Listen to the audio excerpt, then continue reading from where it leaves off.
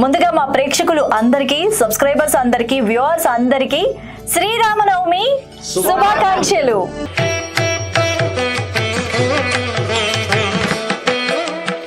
So శ్రీరాముడు అనగానే మనందరికీ ఎంతో ఆదర్శవంతమైన ఒక దివ్య సుగుణ సంపన్నుడు. అదందరికీ తెలిసిందే కదా, ఎంతో మందికి ఆదర్శప్రాయుడు. మరి శ్రీరామనవమికి ఏం చేస్తారు? ముందుగా పానకం చేస్తారు. చూసారా, మా వాళ్ళకి ప్రసాదాలే సీతారాముల కళ్యాణం చేసి. ఎస్. సో అందరికీ ఏంటంటే పూజ, వ్రతము, కళ్యాణము అనగానే ఏంటి వంటలు, ఏంటి ప్రసాదం అనుకుంటారు కదా, తినడానికి ఏంటి అని. సో జనరల్గా అది తర్వాత మాట్లాడుకుందాం. యాక్చువల్లీ ఈ వీడియో అయితే సీతారాముల కళ్యాణం రోజు అంటే శ్రీరామనవమి రోజు ఏ ప్రసాదాలు చేస్తారు అనేది మీ అందరికీ చూపించడానికే. కానీ శ్రీరామనవమి రోజు ముఖ్యంగా జరిగేది మాత్రం ప్రతి పల్లెలో, ప్రతి వాడవాడల, గ్రామాన, వీధిలో, ప్రతి రామాలయంలో కూడా శ్రీ సీతారాముల వారి కళ్యాణ మహోత్సవాలు జరుగుతూ ఉంటాయి. అక్కడ అందరికీ ఎంతోమంది, అంటే ప్రతి ఇంట్లో కూడా మన ఇళ్లల్లో ఏదైనా పెళ్లి జరుగుతుంటే ఎంత వేడుగ్గా ఉంటుంది. అందరూ బంధువులు, చుట్టాలు అందరూ వస్తారు కదా. అన్నదమ్ములు కానీ, అక్క చెల్లెళ్ళు కానీ, తోబుట్టువులు అంటే మేనత్తలు కానీ, వీళ్ళందరూ వస్తారు కదా మన ఇంట్లో పెళ్ళి అని. అలాగే సీతారాముల కళ్యాణానికి కూడా అందరం కూడా వెళ్తామన్నమాట. అక్కడ దగ్గరలో ఉన్న వాళ్ళందరూ కూడా ప్రతి ఒక్కరూ వెళ్తారు. అలాగే ఇంకొకటి ఏమైనా ఐడియా ఉందా? సీతారాముల కళ్యాణంలో చాలా ముఖ్యమైనది అక్షింతలు. ఎస్, సీతారాముల కళ్యాణంలో ప్రతి గుళ్ళో సీతారాముల కళ్యాణంలో వాడిన తలంబ్రాలు, అక్షింతల్ని మనం అందరం ఇప్పటికీ సంవత్సరాలు దాచుకుంటూ ఉంటాం. అంటే మీకు తెలియకపోవచ్చు కానీ ఇంట్లో పెద్దవాళ్ళకి, ఆడవాళ్ళకి ముఖ్యంగా తెలుస్తుందండి. ఎందుకంటే తలంబ్రాలలో, అక్షింతలలో ముత్యాలు వాడతారు. రకరకాల రంగుల ముత్యాలు వాడతారు. ఆ ముత్యాలు అయితే ఇప్పటికీ నా దగ్గర ఉన్నాయన్నమాట. అంటే కిందటి సంవత్సరంవి ఇప్పటికీ ఉన్నాయి. అలాగా ఆ ముత్యం వస్తే చాలా అదృష్టం అని చెప్పేసి నమ్ముతూ ఉంటారు. తెలుసా? అసలు విన్నారా మీరు? వినలేదా? ఓకే, ఈసారి అయితే ఖచ్చితంగా ఈ సీతారాముల కళ్యాణంలో మాత్రం అక్షింతలు మనకి దొరికితే చాలా అదృష్టం అట. ఆ అక్షింతల్లో ముత్యం దొరికితే మాత్రం ఇంకా అదృష్టము అని దేవుడి దగ్గర పెట్టి రోజు పూజిస్తూ ఉంటారనమాట. అయితే ముత్యం దొరకకపోయినా బాధపడకండి, అసలు అక్షింతలు దొరకడమే చాలా అదృష్టంతో కూడుకున్న అంశం అనమాట. అయితే సీతారాముల కళ్యాణానికి అంటే శ్రీరామనవమికి ముఖ్యంగా చేసే చెప్పండి. ముత్యం పెట్టుకొని అంటే దేవుడి దగ్గర పెడతారు. మామూలుగా మంచి ముత్యం అనుకోండి, చాలా మంది ఉంగరాలలో కూడా ముత్యపు ఉంగరాలు మానసిక ప్రశాంతతను పెంచుతాయిట. అందుకని ఆ స్వామివారి కళ్యాణంలో ఒకవేళ వాళ్ళు వాడిన మంచి ముత్యం అయితే చాలా మంది ఉంగరాల్లో కూడా వాడుతూ ఉంటారనమాట, చేయించుకుంటూ ఉంటారు. బంగారం కానీ ముత్యాల తలంబ్రాలు. భద్రాచలంలో అయితే ఇంకా కన్నుల పండుగగా జరుగుతాయి. భద్రాచలంలో ఎంత సాంప్రదాయబద్ధంగా జరుగుతాయో ప్రతి గుడిలో కూడా చాలా సాంప్రదాయబద్ధంగా అంతే నిష్టగా చేస్తారనమాట. సో అంతే భక్తితో చేస్తారు. అయితే సీతారాముల కళ్యాణం రోజు అంటే శ్రీరామనవమి రోజు ఖచ్చితంగా ఉండాల్సిన ప్రసాదాలు ఏంటి? పానకం, పప్పన్నం. అయ్యో, వడపప్పు, పానకం. ఇంకా చిన్నపిల్ల కదా, ఇంకా తెలియట్లేదు అనమాట. వడపప్పు, పానకం. మనం గుడికెళ్ళి ప్రసాదాలు తినేసే బ్యాచ్లేండి. సో పేర్లు తెలుసుకోము. వడపప్పు, పానకం. వడపప్పు అంటే దేంతో చేస్తారు అని అడుగుతారు చాలా మంది. కందిపప్ప, పచ్చిశనగపప్ప, పెసరపప్ప అని. సో పెసరపప్పు అండి. పెసరపప్పుతో వడపప్పు చేస్తూ ఉంటారు. అయితే వడపప్పుని అంటే పెసరపప్పుని మామూలుగా పచ్చిగా ఉన్నప్పుడు పెసరపప్పు అంటారు. దాన్ని వడపోస్తే మాత్రం, కొంచెం నానబెడితే మాత్రం వాటర్ వేసి అది వడపప్పు అంటారనమాట. సో ఈ పెసరపప్పుని నానబెట్టేసాను నేను. నానబెడితేనే అది వడపప్పు కింద, ప్రసాదం కింద యూజ్ చేయొచ్చు అంటారు. పచ్చి పప్పుని తినలేము కదా మనం ఎవరో. సో అందుకని. అండ్ నెక్స్ట్ బెల్లం చక్కగా తురిమేసుకొని మనం అంటే వాటర్లో వేసినప్పుడు కరగాలి కాబట్టి పానకానికి బెల్లం రెడీ చేసేసుకున్నాము. అలాగే పానకంలో మనకి ఖచ్చితంగా మిరియాలు, అలాగే యాలకులు ఇవన్నీ ఉండాలి. అలాగే సొంటి కూడా ఉండాలండి. అంటే ఈ సొంటి కానీ, మిరియాలు కానీ, యాలకులు కానీ పానకంలో వేస్తే ఏంటంటే మంచి టేస్ట్తో పాటు ఈ పానకం తాగడం వల్ల మనకి మంచి ఐరన్, ఆరోగ్యానికి కూడా చాలా మంచిది అనమాట. అండ్ వడపప్పులో మామూలుగా పెసరపప్పు నానబెట్టేసుకుంటే వడపప్పు అయిపోయింది కదా అనుకుంటారు. ఇవన్నీ ఎందుకు కట్ చేసి పెట్టామబ్బా ఈ ముక్కలన్నీ అనుకుంటున్నారు కదా. వడపప్పులో మనకి ఈ పచ్చిమిరపకాయ ముక్కలు కానీ, అలాగే కొబ్బరి ముక్కలు, మామిడికాయ ముక్కలు, సాల్ట్ కొంచెం, ఇవన్నీ వేస్తే ఆ టేస్ట్ సూపర్ ఉంటుందన్నమాట. ఆ రోజంతా అన్నం కూడా మానేసి వడపప్పే తింటూ ఉంటారు. సో నేను చేసే పద్ధతి అంటే మా ఇంట్లో నాకు నేర్పించిన పద్ధతి నేను చేస్తున్నాను. జనరల్గా అయితే వడపప్పు మామూలుగా పెసరపప్పుని నానబెట్టేసుకొని ఇలాగే తినేస్తారు. సో ఇదనమాట. అండ్ వాటర్, పానకానికి వాటర్ రెడీ చేసేసుకున్నాము. స్వామివారికి శ్రీరామనవమికి ఈ 2 ప్రసాదాలే ఎందుకు పెడతారు? అయ్యో, ఆయనకి ఇష్టం అంటే చాలామంది జనరల్గా చెప్పే ఆన్సర్లు అండి. శ్రీరామనవమికి వడపప్పు పానకం అమ్మవారికి స్వామివారికి చాలా ఇష్టం, అంటే సీతారాములకి చాలా ఇష్టం అని. కానీ ఇక్కడ మన భారతీయ సనాతన సాంప్రదాయంలో మన పెద్దలు ఇచ్చిన ఒక అరుదైన గౌరవం ఇదనమాట, మన ఆరోగ్యం. సో ఆరోగ్యానికి ఏ మాసంలో ఏ దేవుడి పూజ వస్తుంది, ఏ దేవుడి పండుగలు వస్తాయి, దానికి సంబంధించి ఆ మాసంలో అందరూ భక్తితో తింటారు కదా. ఇప్పుడు పండగ వస్తే దేవుడికి నైవేద్యం పెట్టి మనం ఖచ్చితంగా తింటాం. మామూలు రోజుల్లో అయితే గుడికి వెళ్ళి ప్రసాదం కూడా తీసుకోం.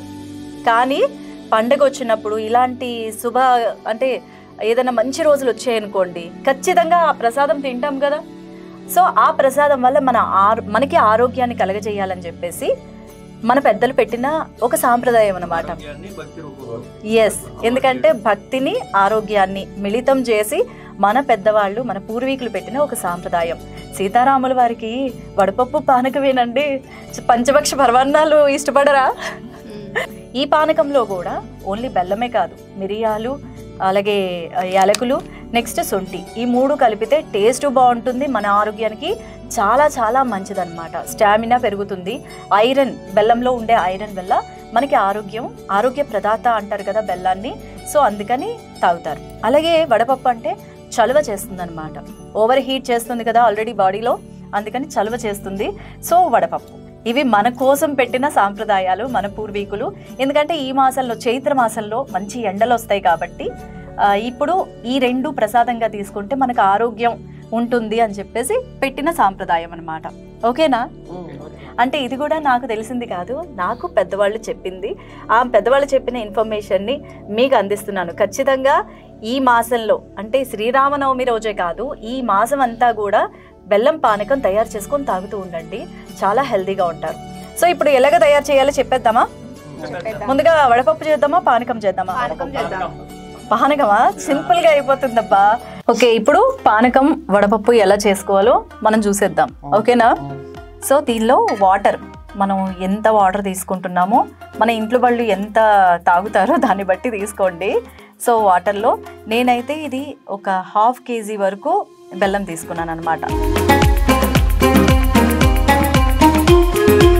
బెల్లం వేసాను.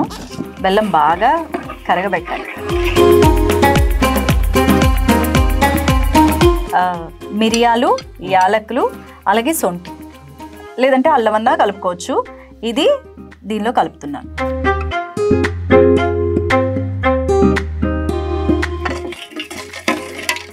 అవసరమైతే మళ్ళీ ఘాటుని బట్టి కలుపుకోవచ్చు. అంతే, పానకం రెడీ.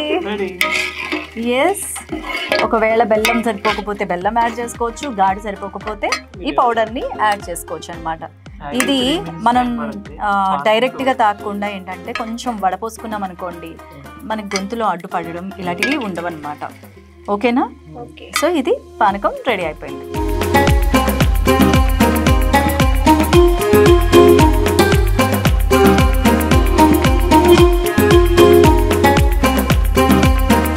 ఇప్పుడు వడపప్పు ఎలా చేయాలో చూద్దాం. జనరల్గా అయితే పెసరపప్పు మనం ఇందాక అనుకున్నట్టు నానబెట్టేసి ఇది వడపప్పు కింద చేస్తారు. ఇలా చేసిన వడపప్పు అసలు ఎక్కడా మీరు ఇప్పటివరకు టేస్ట్ చూసి ఉండరు. సో దీనిలో ఏంటంటే కొంచెం సాల్ట్ వేస్తున్నాను.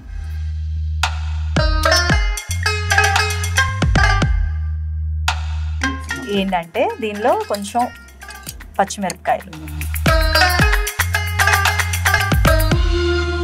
పచ్చిమిర్చి వేసాను. అలాగే ఈ మాసంలోనే కదా, అంటే ఉగాది నుంచే కదా మనం ఈ మామిడికాయలని వాడతాము, అందుకని మామిడికాయ ముక్కలు ఇవి కూడా మన హెల్త్కి చాలా మంచిది. మామూలుగా తినమంటే తినరు కదా, ఇప్పుడు టైం కూడా ఉండట్లేదు. అలాగే కొబ్బరి ముక్కలు, ఇవన్నీ తురివేసుకొని కూడా వేసుకుంటారు. ముక్కలుగా తినలేని వాళ్ళు తురిమేసుకొని కూడా వేసుకుంటారనమాట. మొత్తం మిక్స్ చేసుకోవడమే. పెసరపప్పులో ఏమేం కలుపుకున్నాం? కొబ్బరి, పచ్చిమిర్చి, సాల్ట్, మామిడికాయ ముక్కలు. అంటే ఏదైనా ఈ ప్రసాదాలు అనేవి మన ఆరోగ్యానికి పెట్టినవి కాబట్టి కొంచెం పిల్లలు కూడా ఇంట్రెస్ట్గా తినడానికి, ఇష్టంగా తినడానికి. ఒక్క పెసరపప్పు అయితే అంత టేస్ట్ ఉండదు కదా, కానీ ఎక్కువ తినాలి. అందుకని ఇవన్నీ మనం మిక్స్ చేసామనుకోండి పిల్లలు ఇష్టంగా తింటారనమాట. అంతేనండి. సో వడపప్పు రెడీ అయిపోయింది.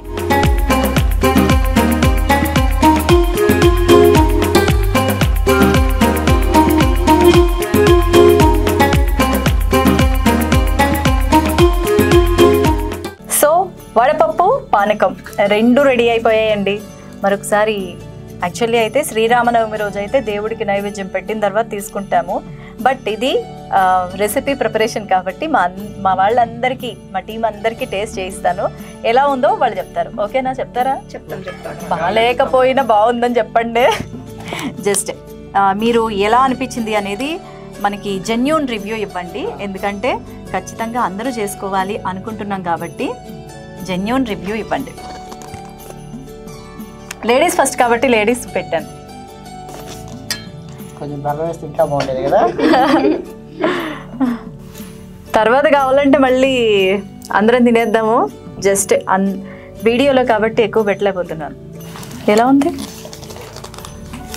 ఏంటి ఎవరు ఏం మాట్లాడట్లేదు? తినలేదు. ఓ తింటున్నారా? ఓకే.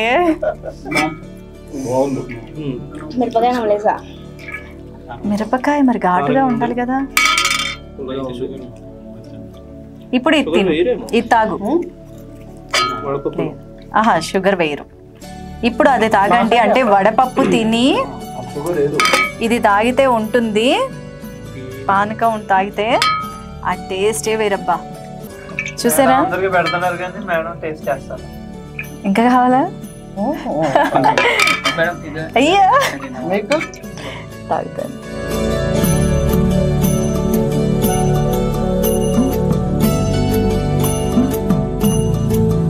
మరి శ్రీరాముడి ఆశీస్సులు, ఆశీర్వాదాలు మనందరి మీద ఉండాలని మనస్ఫూర్తిగా కోరుకుంటున్నాము. అలాగే మా voice monkeys media managing director Sai Kumar గారు, అలాగే సత్యప్రసాద్ గారికి కూడా మా అందరి తరపున శ్రీరామనవమి శుభాకాంక్షలు.